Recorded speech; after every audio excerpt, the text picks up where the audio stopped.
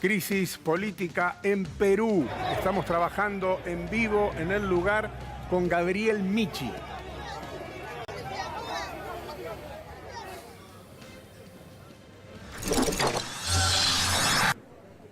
Hola Gabriel, ¿cómo estás? Buenas tardes. Hola Guille querido, ¿cómo estás? Buenas tardes. Bueno, acá estamos en Lima, en el corazón de la capital peruana, en este momento frente a la Plaza de Armas y la Casa de Gobierno, la Casa de la Presidencia de la Nación, donde en un rato nomás van a asumir los nuevos ministros del flamante gobierno de la primera presidenta mujer que tiene Perú, que se llama Dina Boluarte, y van a asumir en un ratito en lo que intenta hacer un gobierno de coalición con sectores de oposición después de la destitución de Pedro Castillo, ¿no? El miércoles pasado, una situación que generó una enorme hecatombe política y una enorme violencia, hay que decirlo, ¿no? Hola Gabriel, buen día, ¿cómo estás? Gaby Karchak soy. ¿Qué tal, Gaby? Hubo muchas manifestaciones ahí donde vos estás.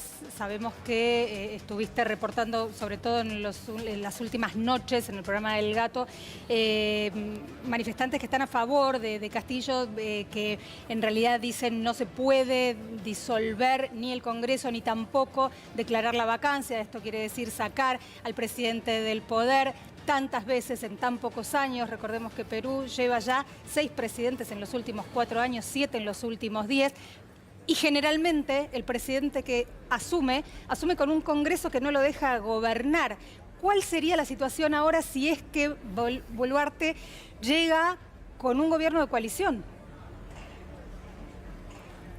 Bien, como decís vos, Gaby, acá lo que pasó, básicamente acá hay un verdadero poder, mucho más que el poder ejecutivo, que es el poder del Congreso. El Congreso ha hecho que en los últimos 4 años, como vos mencionabas, hayan habido aquí en Perú 6 presidentes, se consolidan determinadas mayorías en el Congreso que son circunstanciales y piden lo que ellos llaman el pedido de vacancia, que tiene que ver con básicamente la destitución. En el caso de lo que ocurrió con Pedro Castillo, el miércoles pasado, el miércoles 7 de diciembre, Pedro Castillo anuncia públicamente la disolución del Congreso de la Nación, por otro lado la declaración del estado de emergencia que iba a gobernar por decreto, el estado de sitio y la convocatoria a elecciones constituyentes para modificar la constitución que rige aquí desde el año 1993, desde la época de Alberto Fujimori, y es la que le asigna semejante poder al Parlamento. En ese momento, ¿qué ocurrió? Bueno, el Congreso se resistió a esta situación y lo que hizo fue un pedido exprés de vacancia contra el presidente Castillo y destituirlo. Inmediatamente él se dio cuenta que se queda sin apoyo político, incluso de sus propios aliados. Trata de refugiarse en la Embajada de México aquí en Lima. Cuando está en el trayecto avisan que ya estaba destituido, ¿no? Y los mismos custodios que estaban llevándolo a él y a su familia a la Embajada de México reciben la orden de detenerlo. Y así fue que fue detenido, primero en la prefectura, después pasó a una dependencia policial y ahora está en un distrito a unos 1 hora y pico de aquí de Lima, donde también está detenido paradójicamente Alberto Fujimori, el expresidente que está en el polo opuesto desde ideológico de Pedro Castillo, ¿no? Ahora sí es muy difícil prosperar, ¿no? Con tanta inestabilidad política prolongada en el tiempo, Gabriel. Totalmente. Vos sabés que acá el tema del poder que tiene el Parlamento es clave para entender todo este proceso, y en particular te diría dentro del Parlamento una figura que es nada más y nada menos que Keiko Fujimori, que es la hija de Alberto Fujimori, legisladora que encabeza la oposición política y que ha perdido varios balotajes presidenciales y sin embargo es el verdadero poder detrás del poder. Ella logra configurar determinadas alianzas con otros bloques legislativos y de esta manera avanzar en lo que es la vacancia de los presidentes, llevando a esta situación de inestabilidad política que se vive en Perú. Bueno, en este caso también hay que decir que con Dina... Es peligrosísimo, es muy peligroso. Y en el caso de Dina Boluarte, la nueva presidenta de Perú, ella era la vicepresidenta de Pedro Castillo, llega acompañando a Pedro Castillo en la presidencia, empiezan a tener determinadas diferencias en algún momento. Ella asegura que en el caso de que avance el pedido de vacancia contra Pedro Castillo, ella no va a asumir la presidencia, finalmente termina asumiendo la presidencia, dice que quiere ahora permanecer en el poder hasta julio del 2016, es decir, completar el periodo presidencial. Ya mismo los mismos opositores que apoyaron que ella llegue a la presidencia le están diciendo no, tenés que llamar a elecciones anticipadas porque no hay legitimidad de origen, y entonces posiblemente se termine llevando a elecciones anticipadas. En el medio, lo que ustedes mencionaban, una enorme represión policial que hubo en los últimos 3 días, nosotros estuvimos cubriéndolo, quedamos en el medio de esa situación, recibimos gases lacrimógenos, golpes por parte de la policía en el día de ayer, y en el día de ayer se saldó con un total de 8 personas detenidas y 8 personas heridas, y 7 detenidos, pero fue muy violenta la represión policial, que comenzó básicamente cuando los manifestantes a favor de Pedro Castillo, que están pidiendo la libertad de Pedro Castillo, que están pidiendo que Pedro Castillo vuelva a poder y que se derogue al Congreso Nacional, en definitiva marcharon desde la Plaza San Martín y querían llegar al Parlamento como foco de las protestas. En el medio, la orden que tiene la policía es evitar de cualquier manera que los manifestantes lleguen al Congreso, y ahí comenzó una ferviente represión que, se saldó con detenidos y heridos, ¿no? ¿Está pensado otra marcha en la noche de hoy? ¿Sabes si van a llegar más columnas desde otras regiones, como pasó los días pasados?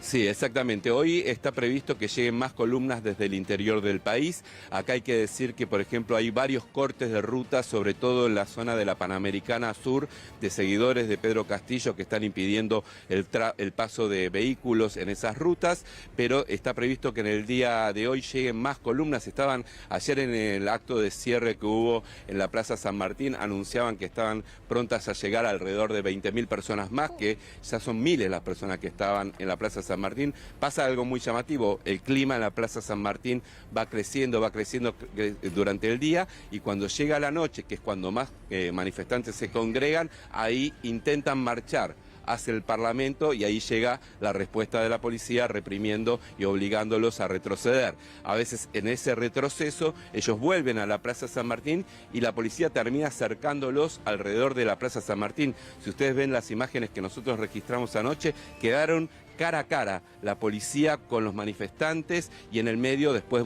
la dispersión a través de los gases lacrimógenos que, obviamente impactan no solamente en quienes están manifestando ahí, sino en la gente que esté en el lugar, incluso, nosotros, ¿no? En la prensa que estaba cubriendo todo esto. Sí, claro, queda como una encerrona, lo estamos viendo clarísimo en las imágenes que ustedes enviaron. Te quiero hacer una consulta sobre una información un tanto curiosa que está circulando, y es que a Pedro Castillo, el destituido presidente, le estarían por hacer algún tipo de examen de narcolemia y también psiquiátrico, porque él ha dicho a algunos colaboradores que no recuerda haber dicho que iba a disolver el Parlamento. Exactamente, es muy llamativo esto. A ver, nadie se explica por qué Pedro Castillo tomó la decisión intempestiva de declarar lo que sería un autogolpe de Estado, ¿no? Una disolución del Congreso. Nadie se lo explica porque no tenía respaldo político para eso. Hay una especulación que tiene que ver con que ese día se iba a llevar adelante el tercer pedido de vacancia contra Pedro Castillo y que él se precipita por eso. Pero no estaban los números para que lo destituyan en ese momento. Sin embargo, él hace esto, y ¿qué hace? Le empiezan a renunciar todos los ministros. Él transmite esto a través de un mensaje televisivo donde incluso él tiene el papel y se lo ve temblando, se ve como tiembla en el momento que él anuncia todo esto. A partir de eso, distintos colaboradores, incluso un ministro que es ahora su abogado en este proceso, sale del lugar de detención y hace estas declaraciones públicas de que Pedro Castillo no recuerda nada del momento en que dio este mensaje anulando el funcionamiento del Congreso, y insinúan, y la familia también lo hace, de que pudo haber sido drogado para llevar a esta situación, ¿no? Esto la verdad llama mucho la atención, por eso estos exámenes toxicológicos que le van a hacer, pero parece una cosa muy lógica, ¿no? Pues no digo que no puede pasar, pero es muy 007, ¿no? Hay una película en la que actúa Woody Allen. No, muy llamativo. Que resulta desopilante, donde pasa algo parecido, ¿no? En una conferencia de prensa, que tenía que drogar a uno de los dos protagonistas. Es una comedia, claramente, lo que estoy contando. Y ponen la droga en un vaso de agua. Y justo antes de que empiece la conferencia de prensa, uno de los dos protagonistas, que en este caso simulaba ser Fidel Castro, empieza a mover los vasos del lugar para dar una explicación, y después quien tenía que tomarlo no sabía si era el vaso correcto o no. Pero casi que parece una comedia la explicación, más allá de la seriedad del asunto, Gabriel. Totalmente. Parece totalmente ilógico e irracional. Una explicación, la verdad, que sorprende, ¿no? Que surja del propio entorno de un expresidente.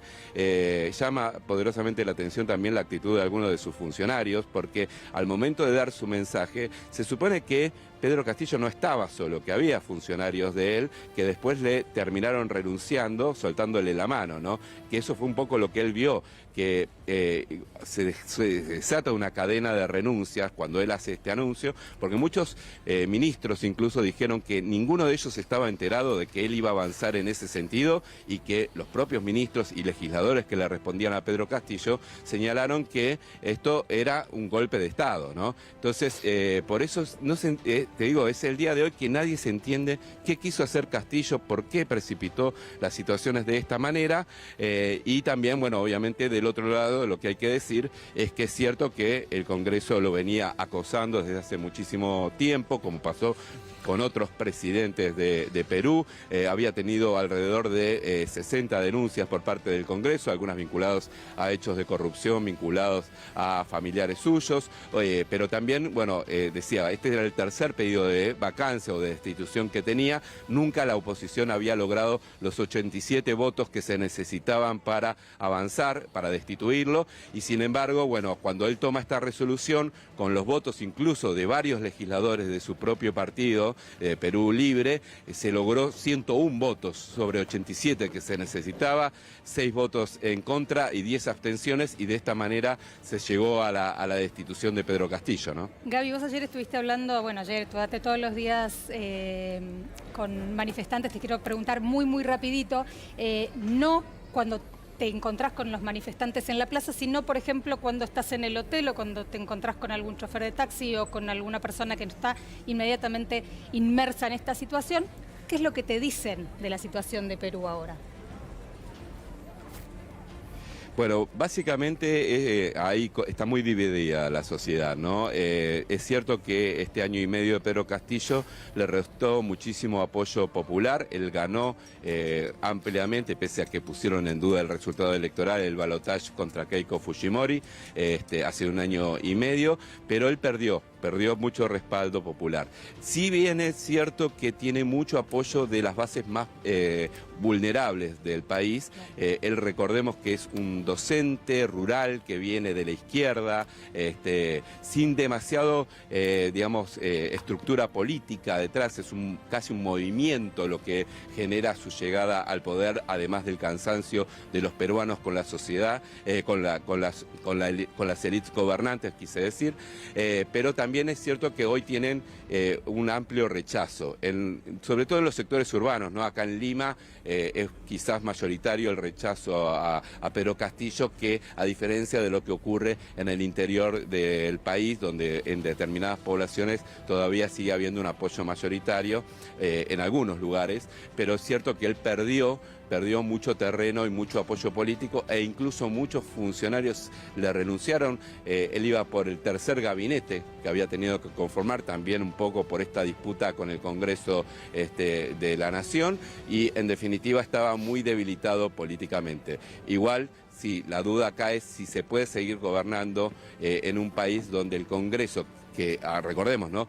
Este es un régimen, se supone, presidencialista, no es lo que está pasando. Es un régimen parlamentario donde el Congreso pone y saca presidentes como quiere, y entonces si es posible gobernar, como decía recién Guillermo, ¿no? Es posible gobernar de esta manera, y pareciera que no, ¿no? Gracias, Gabriel, te mandamos un abrazo grande. Un gran abrazo para todos ahí, un gran saludo. En el tenis argentino se sacan conclusiones y ahí está Dani Miche, como siempre. ¿Cómo estás, Dani? Guille, querido.